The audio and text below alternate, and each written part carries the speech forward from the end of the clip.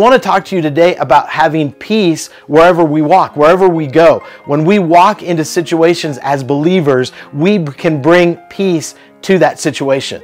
We can bring peace to our job. We can bring peace to our family. We can bring peace to whatever situation we walk into. Jesus is the Prince of Peace. And as Christians, when we walk out as believers, if you know Jesus and you serve Him, wherever you walk, you can bring all of His kingdom to that place. So in your job, you know, if you're saying, man, I need peace, we need peace in my job, I want you to be the carrier of that peace. Take that peace and come and say, you know what, today I speak peace over my job. I speak peace over my life. If there's people in your life who need peace, that's an incredible opportunity for you to be able to stop and to pray with them and just say, listen, I have the secret to having peace, and His name is Jesus. So really, wherever we go, it was like the moment the angels came on the scene, when they announced the birth of Jesus, the whole world knew what was happening. Those angels announced it, and people saw, they came from afar. The whole world knew that Jesus had come on the scene. Can you imagine the sky light up?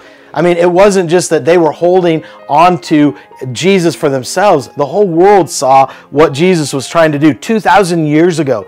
When we read that and we see in Luke 2:14 where it says, "Glory to God in the highest, and on earth peace and goodwill toward men."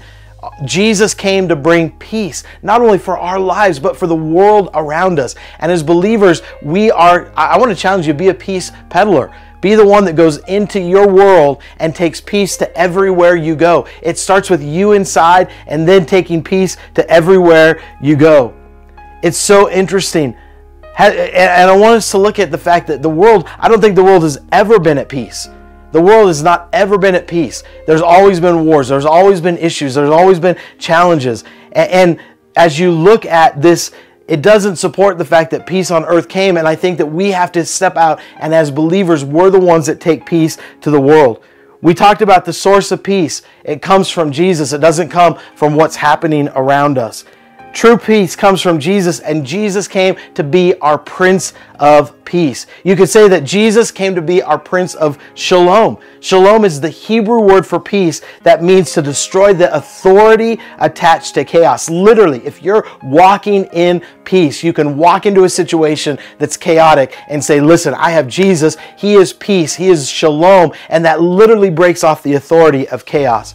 True peace, though, starts inside of us, and then it should flow out. It should flow out of who we are. It should flow out to the people around us. That's why it's so important for us to have peace inside of us first and then let it flow out of our lives. When a person surrenders their life to Jesus and opens the door of their hearts, the Prince of Peace floods into their lives. And I'm talking about a supernatural peace, really. A peace that comes not from the physical surroundings, but a supernatural peace. And I want to tell you something also. The closer you get to God, the more peace you're going to have in your lives. Listen, every day we make a choice to partner either with chaos or peace.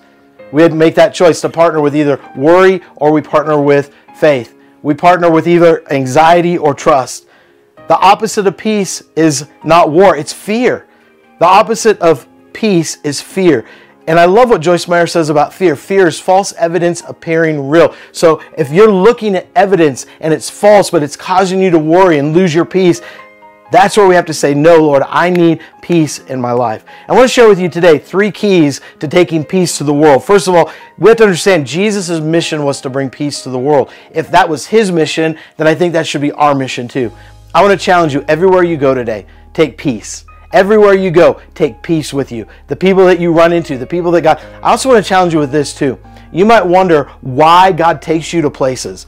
But I want to tell you something. Every place that God takes you, there's no coincidence. So today, He has situations set up already in line for you that as you begin your work day and you begin your daily life, there are no coincidences. God puts you in front of people that need to hear the story of your life. God puts you divine appointments. There are divine appointments every moment of your life. Don't ever think anything is just a coincidence. So today when you go into work and you talk to clients and you go to the grocery store and you go to every person you run into, I want you to look at as a divine appointment. And those divine appointments, God, I think we have to say, God, what do you want me to do with those divine appointments that come?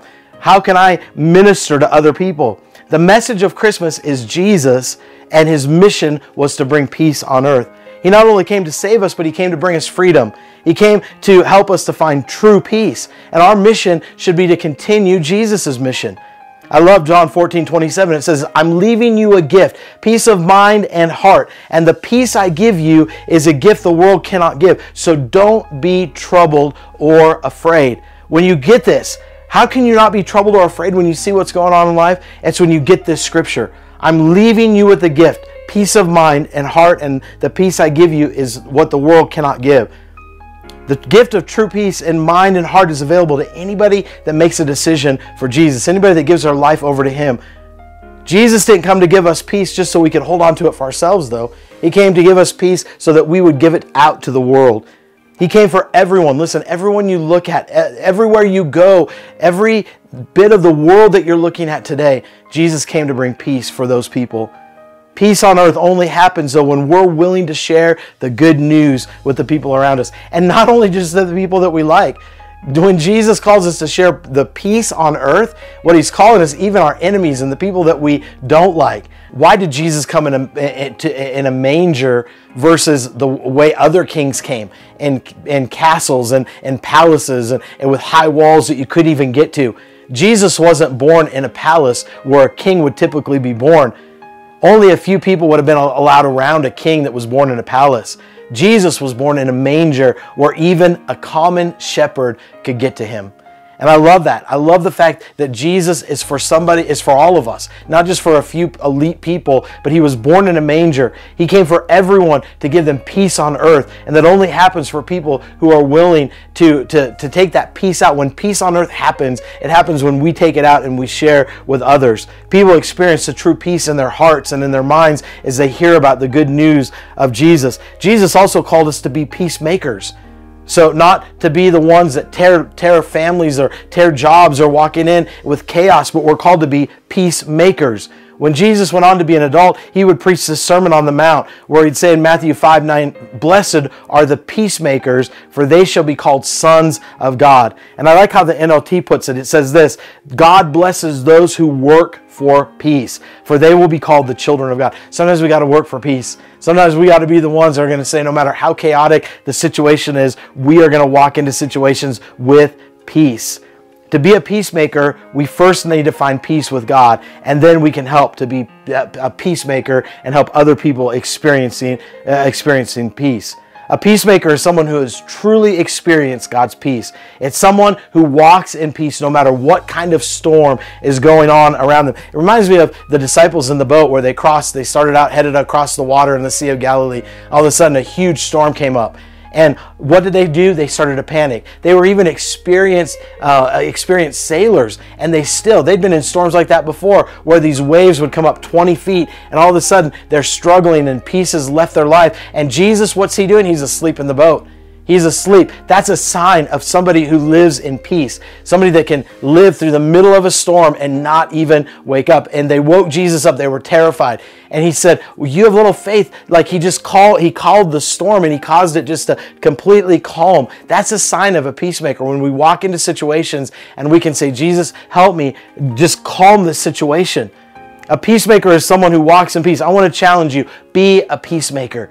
Be the one that walks into a situation, walk in peace, show people peace, help people find true peace with the relationship of Jesus. Key number 2, peace is a powerful witness.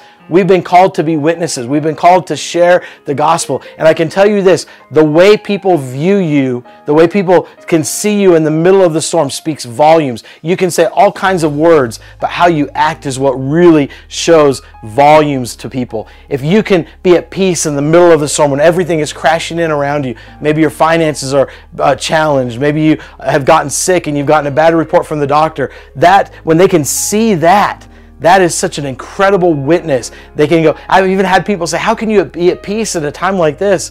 And you can say, because man, Jesus is the Prince of Peace. He brought peace to my heart. I can trust in that fact. John 16:33 says this, I have told you this so that you will have peace in me. Here on earth you will have many trials and sorrows, but take heart because I have overcome the world. Listen, we're never promised a worry-free life.